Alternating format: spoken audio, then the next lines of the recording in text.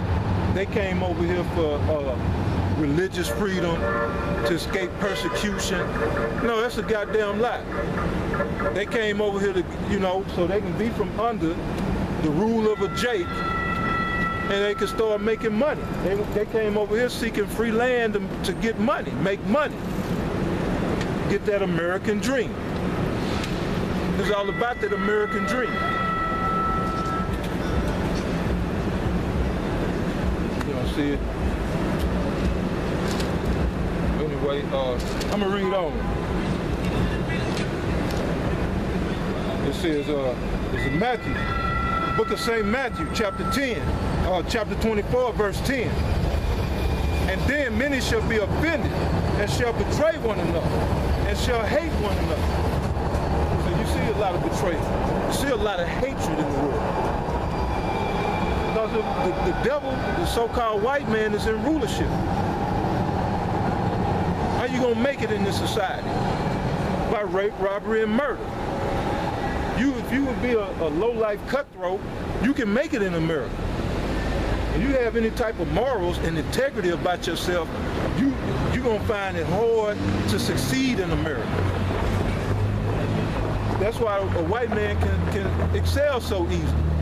So they are naturally liars and deceivers. They don't care about, you know, putting old ladies out their houses. They don't care about drugs being sold to you, turning the whole community into crackheads or heroin addicts. So-called white man don't care. So he can come up in society. The America's coming to an end.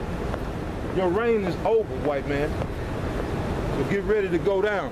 You're looking at your next rulers.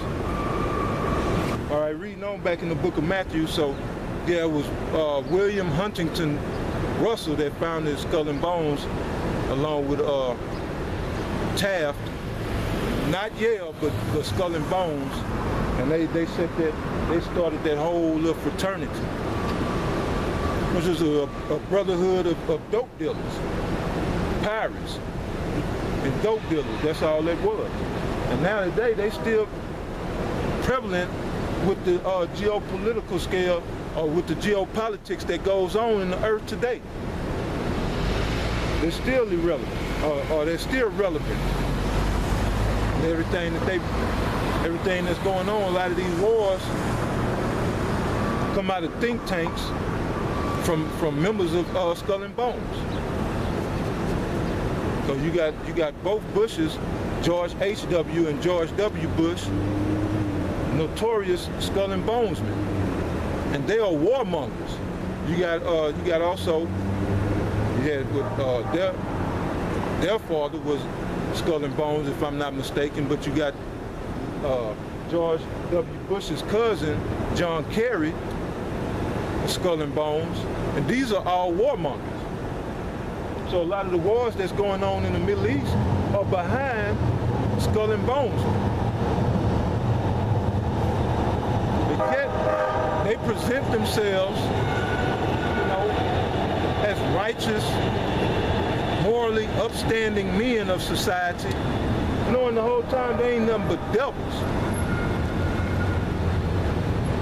So anyway, let me go back to, this is St. Matthew, chapter 24, and let me see, I'm gonna read verse 10 again. And then shall many be offended, and shall betray one another, and shall hate one another. And many false prophets shall rise, and shall deceive many. And because iniquity shall abound, the love of many shall wax cold. But he that shall endure unto the end, the same shall be saved. So that's what it's about. He that shall endure unto the end, the same shall be saved. So we have to endure all this, man, all the persecution, all the deception, all the betrayal, all of that persecution. We're gonna have to endure all the way unto the end. Because this is just the easy part right here. You know, we're about to go through hell. Just to put it bluntly, we're about to catch hell. Jacob's trouble is right around the corner. The mark of the beast is being pushed right now, man. Brothers are putting videos out on the chip every day because that's the time that we're in. That mark of the beast is about to be made mandatory. Those of you who don't want to believe that the mark of the beast is the RFID microchip, that's fine, then take it. But don't be putting out in, pushing out to Jake that that's not the mark of the beast. If you don't believe it is, then you take it. But for those of you who might not be sure or don't know, the RFID microchip is the mark of the beast. Do not take that microchip. You got even Edomites that's hip to that. You have more and more Edomites, so-called, that's coming out telling you that the RFID chip is the mark of the beast. In those exact words, and they telling you don't take it. So here it is, you got Edomites telling you don't take the chip, but men that's calling themselves Hebrew Israelites, they telling you that that's not what the mark of the beast is. They want you to believe that sin is the mark of the beast. They want you to believe that Christianity is the mark of the beast. Trade embargoes. By Hashem Yahweh's judgment is the mark of the beast. Yeah, a lot of our people just gonna be destroyed, man. A lot of our people gonna be destroyed. So this is the book of Revelation, chapter 13, verse 16. And he calls it all, both small and great, rich and poor, free and bond, to receive a mark in their right hand or in their foreheads, and that no man might buy or sell save he that had the mark, or the name of the beast, or the number of his name. So that's letting you know, man. No man might buy or sell. If that mark is Christianity, what does that have to do with buying or selling? The mark of the beast is a trade embargo,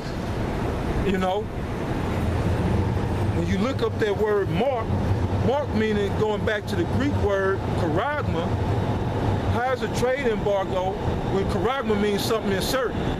How is a trade embargo going to be inserted into? It's just simple questions to ask. And if it's sin, well, we all have sinned and come short of the glory of Yahweh by Hashem Yahushua. But what does sin have to do with buying or selling? All before I came into this truth, I was sinning.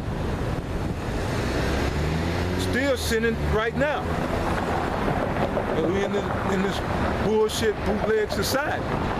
You can't keep the law in Esau society. He sets it up that way. But we do here at Great Millstone, we do rehearse the righteous acts. So,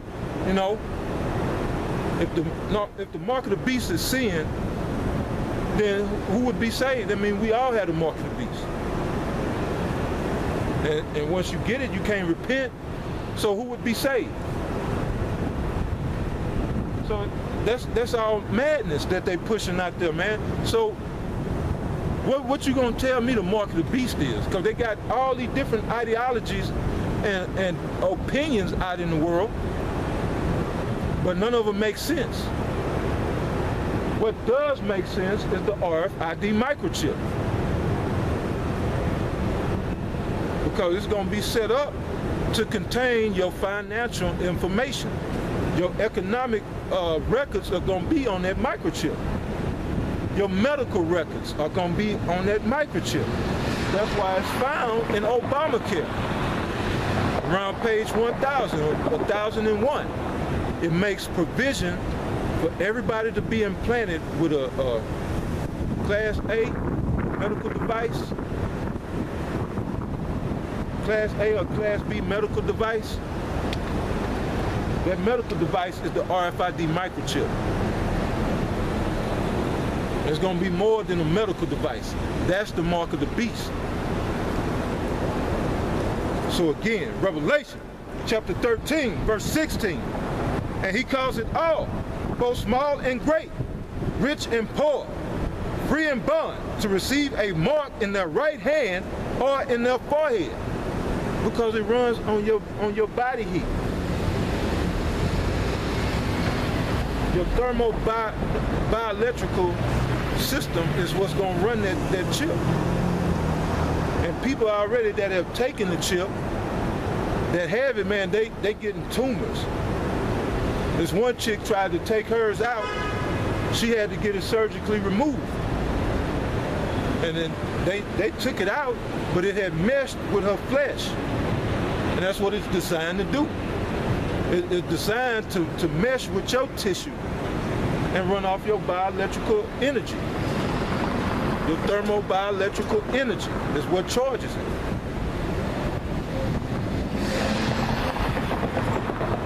So this is the nightmarish Frankenstein type of kingdom that Esau is setting up. You understand? And really that's the story of Frankenstein in itself. That monster, when you go back to the movie or the story, that monster that Dr. Frankenstein was constructing was society. This monstrosity that's called a society. You know, that's what Frankenstein represents. And now we come into Esau's Frankenstein type of society coming into fruition, where everybody's a bunch of transgender, cyborg freaks, fitted with microchips and linked in and tied into this system.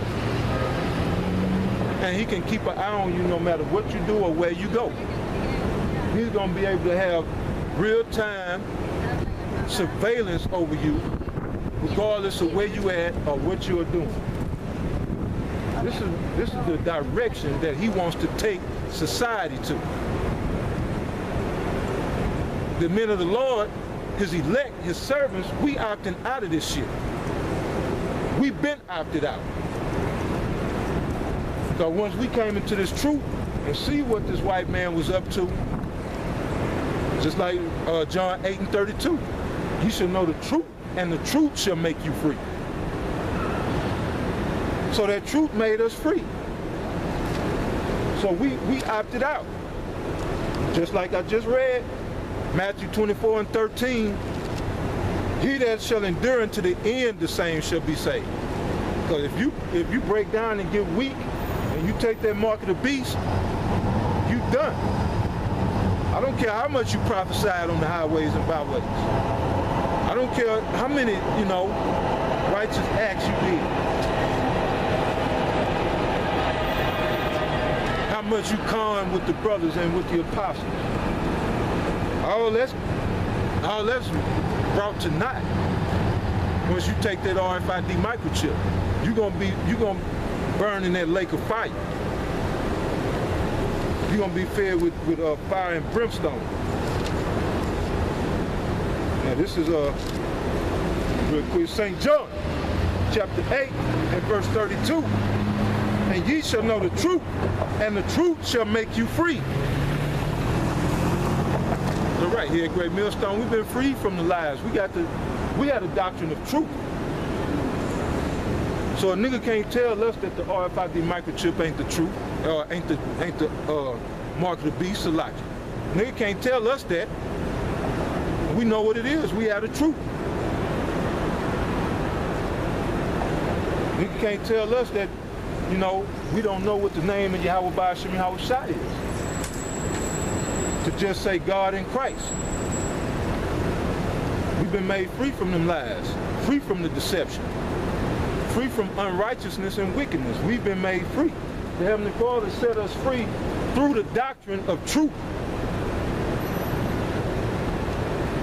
And so we walk in the light. We walk in that truth.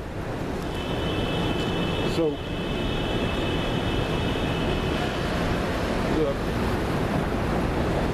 anyway, I'm going to end it right there. That's the point, man.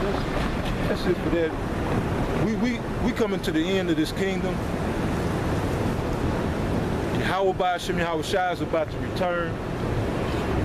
People as a whole, they don't care because they have no fear of Yahweh Ba'ashem Yahweh Shai. So of course they're not going to fear his message spoken by his servants, the prophets. To them, like the scriptures say, we've been made a spectacle unto the world. We just some crazy looking niggas wearing dresses, just screaming at the top of our lungs.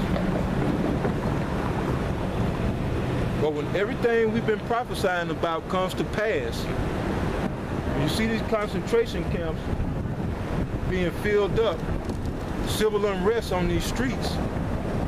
You see these troops, you know, they're bringing that martial law, and these troops hit the street, start gunning down everything that's moving, you know, because there's going to be curfews in place.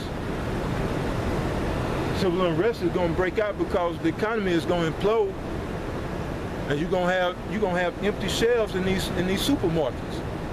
There's going to be lack of bread. There's going to be sedition among men. People are going to be at each other's throat.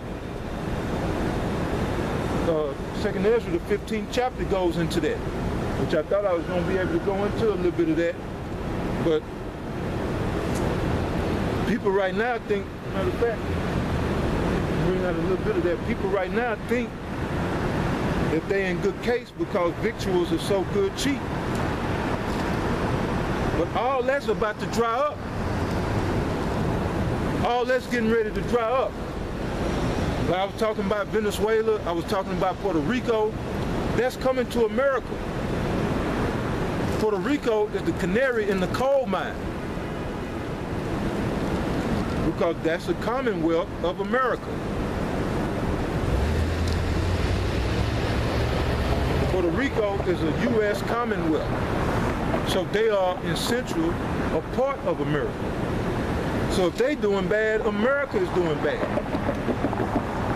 The thing is here in the continental states, and also Alaska and Hawaii, they keeping that facade going with this super, I ain't gonna say super, but with this inflated dollar. You know, through this inflated dollar. But anyway, let me go ahead and bring this out. Okay.